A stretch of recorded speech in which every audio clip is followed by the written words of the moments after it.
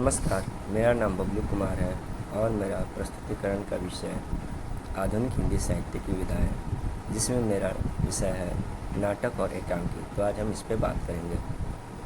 सर्वप्रथम हम इसके प्रस्तावना पे बात करेंगे। नाटक हिंदी साहित्य की अन्य विधाओं की तुलना में विशिष्ट विधा होती है और एकांकी वस्तुतः नाटक का ही एक प्रकार है।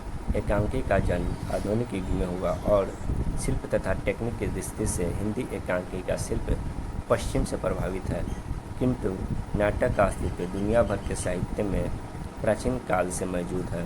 वो प्राचीन काल से मनुष्य का सहचर रहा।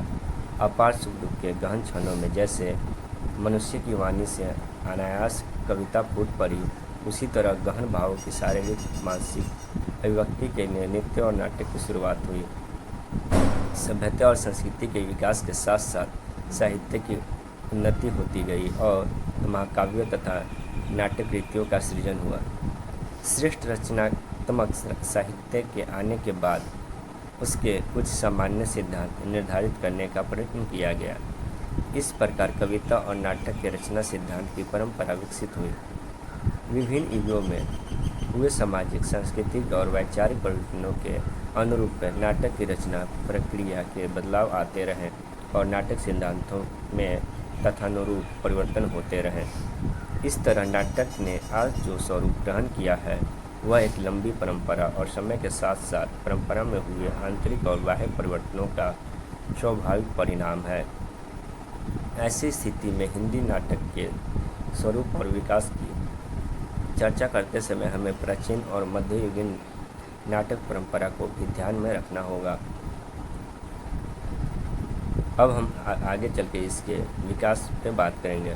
तो सर्वप्रथम भारतेंदु पे चर्चा करते हैं। भारतेंदु हरिश्चंद्र का जन्म सन 1850 के राजनीतिक और सांस्कृतिक उथल पुथल से भरे समय में हुआ, जिस समय भारतीय समाज राजनीतिक, सांस्कृतिक और सामाजिक परिवर्तनों के मोड़ से गुजर रहा था।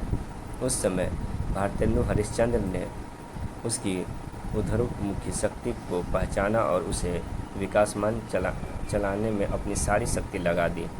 रूढ़ियों को प्रबल झटका देकर युगानुकूल मानव की जो अचूक परख उनको प्राप्त थी, उसकी अभिव्यक्ति उनके नाटकों में सर्वत्र दिखाई पड़ती है।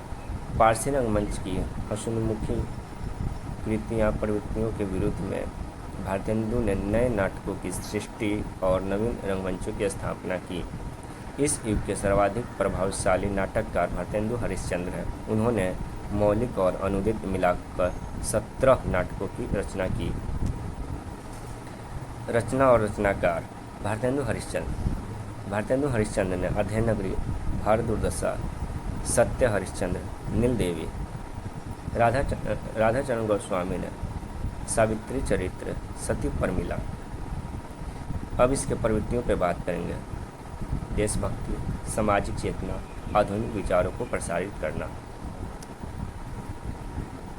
भारतेंदु युग के बाद अब हम इसके द्विवेदी युग पर बात करेंगे। द्विवेदी युग नाटक साहित्य में द्विवेदी युग को यदि भारतेंदु युग की तुलना में समझने का प्रयास करें तो पाते हैं कि भारतेंदु युग ने हिंदी नाटक की औपचारिक शुरुआत के बाद जिस ऊंचाई तक पहुंचाया, उसकी तुलना में द्विवेदी युग का योगदान बहुत कम है।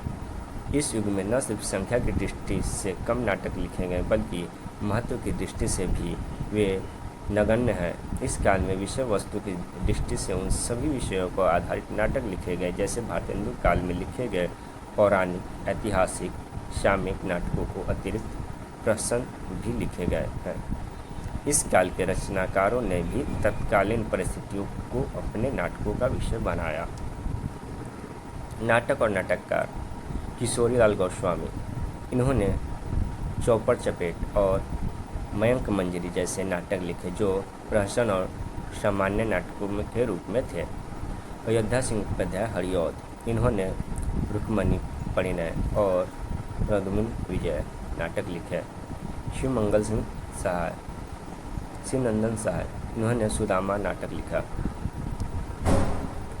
द्विवेदी युग की प्रमुख प्रवृत्तियाँ: बौद्धिकता, मानवता, आदर्शवाद, राष्ट्रीय भावना, संस्कृति, राष्ट्रीयता, धार्मिक कल्पना जैसे विचार का प्रदान, खड़ी बोली का प्रयोग और उसका परिष्कार, गद्य और पद्य की भाषा का एक होना। आधुनिक हिंदी कहानी का सूत्रपात। सामाजिक समस्याओं का चित्रण।